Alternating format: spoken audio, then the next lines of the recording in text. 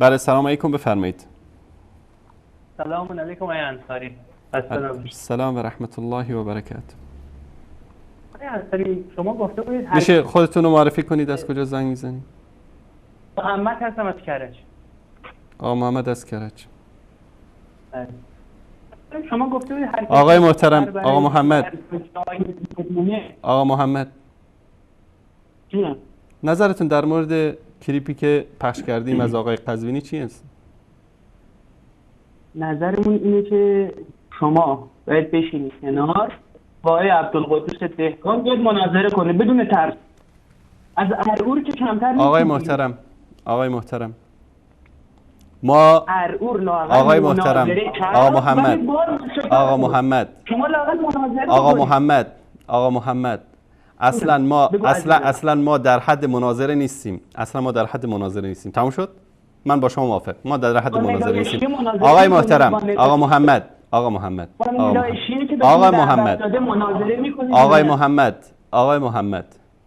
محمد ما در مورد نداشی هم براشون پیام رسمی فرستادیم، اعلانم کردم. بفرمایید در مورد همین دروغ آقای قزوینی هر کس که میخواد بیاد مناظره بکنه. در مورد همین دروغی که آقای قزوینی در مورد اصل المذهب گفته مهمترین موضوع اسلام توحیده. قبول داری یا نه؟ بیا در مورد توحید بحث کن. گفتیم در مورد توحید هم بحث میکنیم. در مورد توحید هم بحث میکنیم. آقای محترم، آقا محمد برادر بزرگوار، آقای محترم تماس بگیرن در مورد توحید هم بحث میکنیم. ما نامه رسمی دادیم به شما دیگه، چی میخواید دیگه؟ آقای محترم، برادر عزیز، ولایت فراری هستی، فقط با ما مناظره بکنید. ما که شاگردای اونام نیست، نمیشین. شما کی هستید؟ شما بفرمایید از طریق اسکایپ همین الان تشریف بیارید. نظرتون رو در مورد کلیپ آقای قزوینی بگید. بعد از اون نامه رسمی دادیم، 10 تا موضوع معرفی کردیم. ما هم جوابتون رو دادیم. ما یکی از شرط هامون آقا محمد سر صدا نکن. آقا محمد گوش کن برادر عزیز. آقا محمد از کرج، صدای منو داری؟ بله صدای شما رو داریم. خب من یک خواهش از شما میکنم. صدای شما رو همیشه داریم. بسیار خوب. من یک خواهش میکنم آقا محمد، ادب و اخلاق اینو تقاضا میکنه که وقتی من دارم صحبت میکنم وسط حرف من نپرید. اینو بچهای کلاس اول ابتدایی بهشون یاد میدن. آقا محمد گوش کن. آقا محمد گوش کن. آقا محمد گفتی که با ما در مورد توحید بحث بکن. خب بذار جوابتو بدم برادر عزیز. جواب چی؟ خب بذار جوابتو بدم. من حرف بزنم یا نه؟ یک کلمه حرف بعد تو حرف بزن. یک کلمه. ما در مورد توحید آقای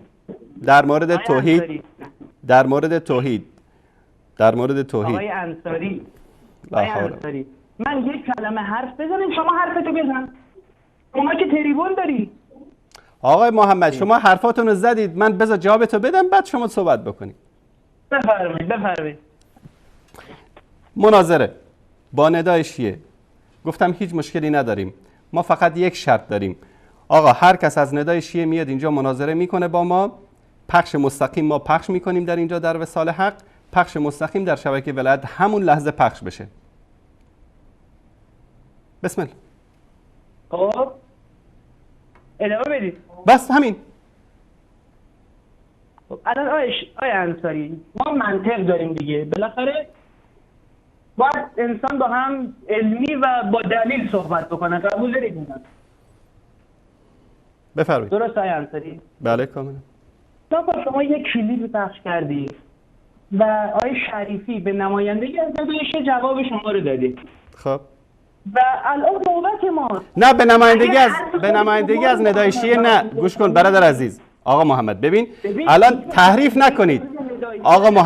آقا محمد تحریف نکنید. ندای شیعه برای من ارزش لنگ کفش من رو هم نداره که من با ندای شیعه مناظره بکنم. بعد از اینکه آیت الله دکتر حسینی قزوینی مدیر شبکه ولایت شریفی رو تایید کرد، گفت که شکست ایشون شکست ماست، بعد از اون من باش صحبت کردم. آقای محترم، برادر گرامی، خواهش میکنم تحریف نکنید. احمد جان، حرف آقای قزوینی رو آماده بکنید که میگه که شریفی نماینده ماست. حرفش آماده بکنید، من پخش میکنم، بینندگان اینجا. آقای انصاری، این رو هر کسی که در فضای مجازی یا در حقیقت باشه میدونه که شریفی نماینده ندای شیعه است. من به عنوان نماینده ندای شیعه با ایشون بحث نکردم. من به عنوان نماینده شبکه ولایت با ایشون بحث کردم. به عنوان نماینده شبکه ولایت با ایشون صحبت کردم. میدونی یه چیزی هست، حالا یه مثالی هست، وقتی آدم میبازه از یه نفر میخواد اون رو مثلا بگه من از مثلا محمد علی کلی باختم، از اون کتک خوردم. شما حالا محمد جان ببین، محمد جان الان شما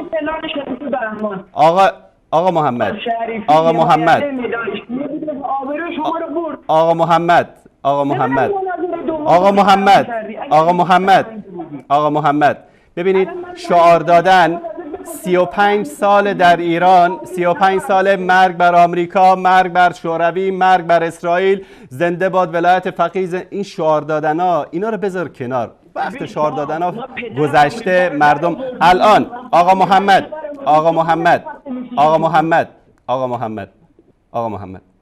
شما به عنوان نماینده ندای شیعه آقا محمد گوش کن جوابتو بدم. یک لحظه. الان شما واقعا من بیادبتر از شما ندای شیعی ها ندیدم. خب گوش کن حرف منو برادر عزیز، من دارم باهات فارسی صحبت میکنم، جوابتو بدم. هی سوال میپرسی، جواب بده. خب بذار که جواب بدم. قطع کرد رفت. احمد جان شمارش یادداشت بکن، دوباره زنگ زد، مستقیما وصل بکن. من شریفی رو بعد از این باهاش هم کلام شدم که تضرع میکرد، التماس میکرد، به دست و پام افتاده بود که من میخوام با تو مناظره بکنم. گفتم آقای محترم، ایمیلاش هم هست، از اولین ایمیلی که براش فرستادم همه رو میتونم اینجا نشون بدم. گفتم من به شرطی باهات مناظره میکنم که مدارک تو بفرستی. کلیپش هم هست، بعد دوستان همه دیدن. گفت باشه میفرستم. نفرستاد. گفت نظر چیه که آقای قزوینی منو تایید بکنه؟ گفتم موافقم. الان احمد جان کلیپش رو حتما آماده کرده، پخش میکنیم. گفتیم باشه، آقای قزوینی اگر تو رو تایید کرد من باهات مناظره میکنم. رفت آقای قزوینی تو برنامه زنده اومد تاییدش کرد، گفت شکست شریفی شکست ماست. کلیپش آماده است، با هم ببینیم. در خصوص های شریفی ما خیلی وقت کم داریم، 30 ثانیه. بله. در خصوص های شریفی گفتن یه بار دیگه شما تایید کنید ایشون رو. بله، نه ایشون که وقتی میان در این شبکه های وهابی با اینها مناظره میکنن، ایشون مورد تایید ما هست. اگر ایشون رو شکست دادن ما شکست خودمون حساب میکنیم. ایشون مورد تایید ما هست. اگر ایشون رو شکست دادن ما شکست خودمون حساب میکنیم. دیگه از این بهتر. با یزدانی ها حتی بیان با این بحث کنن دیگه، معلوم بشه که چیه قضیهش. بله ایشون کاملا مورد تایید ما هستن از هر جهت. بله ایشون کاملا مورد تایید ما هستن از هر جهت. ما تصمیم را بر این گرفتیم همانطور که این شبکه وهابی را با تماس‌های تلفنی مفتضح نمودیم و آنها تنها راه مقابله با شیعیان را وصل نکردن تماس‌های آنها پیدا کردند، این حجمه و تماس‌های خود را به سوی شبکه وصال حق، یا بهتر بگوییم وصال ناحق، نشانه رفته و به این شبکه رسما اعلام می‌کنیم که منتظر حجمه بینندگان شبکه ولایت از بعد از ماه مبارک رمضان باشند و به حول قوه الهی همانطوری که ما توانستیم اثبات کنیم بطلان شبکه کلمه را، بطلان این شبکه را هم اثبات خواهیم کرد و این شبکه را مفتضح‌تر از قبل خواهیم نمود ان شاء الله. جناب آقای انصاری، مدیر وصال شبکه وصال حق.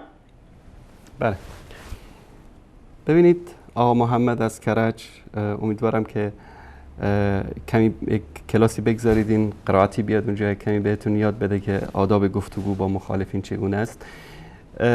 سوال میکنید جوابشو گوش بکنید، سوال میکنه حالا بگو جواب بده، تا من شروع بکنم جواب بده. خب دارم جواب تو میدم.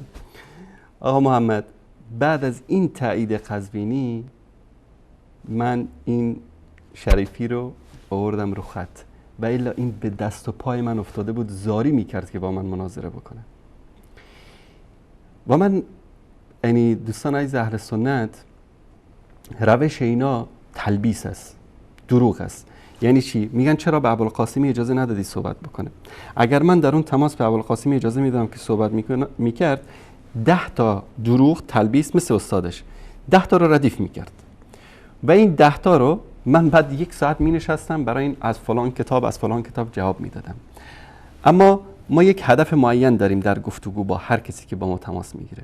آقای روشن گفتن موضوع امامت در قرآن، گفتیم اهلا و سهلا به قول عربا. هر موقعی که حاضرید، حالا امشب نیومدن، شاید ما مثل ایشون نمیگیم که بهانه آوردن، انشالله که مشکلی نداشته باشن، شاید بیماری، مشکلی. خب انشالله هر وقت فرصت کردید برادر عزیز و گرامی آقای روشن تشریف بیارید، ما مشکلی نداریم برای صحبت و مناظره در این مسائل. ایشون به عنوان یک آخوند، حجت الاسلام روشن، با عبا و قبا و عمامه آخوندیش پشت سر اسکایپ بیاد، یک وب کم لازم داره، یعنی چیز خرچی هم نداره. بالا اگر مشکل دارن ما میتونیم براشون بفرستیم مرجع ایران که باشن، بیایید با هم صحبت میکنیم. اما کسی مثل شریفی که میاد وقت صحبت میکنه، من یک لوله کشی بیش نیستم. خب بابا جان، تو که یک لوله کشی، تو روشه به این مسائل. اقوال تالین، یعنی یک آدم عادی که کمی با عربی سر کار داشته از اهل سنت، طلبه‌های اهل سنت میدونن که اقوال تالین یعنی چی. این بلد نبود اقوال تالین رو ترجمه بکنه. خب یک چیزایی را قزوینی دستش داده، همینطور پرینت کرده جلوش گذاشته یا اسکن کرده تو لپتاپش است، میاد مثل بلبل هم اونا رو تکرار میکنه. من در مورد اون مناظره هیچ صحبت نمی کنم. قضاوت رو میذاریم به عهده بینندگان منصف که آیا شریفی تونست حرف قزوینی رو ثابت بکنه که امام شمس الدین ذهبی محمد ابن اسماعیل بخاری رو ضعیف میدونه و ثقه نمیدونه؟ آقا محمد میگه که شما شکست خوردید و فلان خوردید و ما بعد از این حرف قزوینی حاضر شدیم که باش مناظره بکنیم، ما هم در مورد دروغ قزوینی. و ایشون بعد از 1.5 ساعت، بیشتر از 1.5 ساعت نتونست اینو ثابت بکنه. بارها دیگه به اسمای مختلف صداشو کش گذاشته بود، لای زبانش تماس گرفته بود، نتونستن این مسئله رو ثابت بکنن. الانم این بحث، این فایل تا هنوز باز است، بسته نشده. آقا محمد، غیر شما هر کسی که هستید، چون قزوینی یک بار تایید کرده ایشون، دیگه تاییدیه دوباره لازم نیست. آقا بیاد این رو، تا هنوز یک دروغ قزوینی رو جواب ندادن، بیاد از این دروغ قزوینی دفاع بکنه. بعد از اون انشالله میریم سر توحید میخواید، امامت میخواید، اسمت میخواید، هر چیزی که میخواید، من مشکلی ندارم.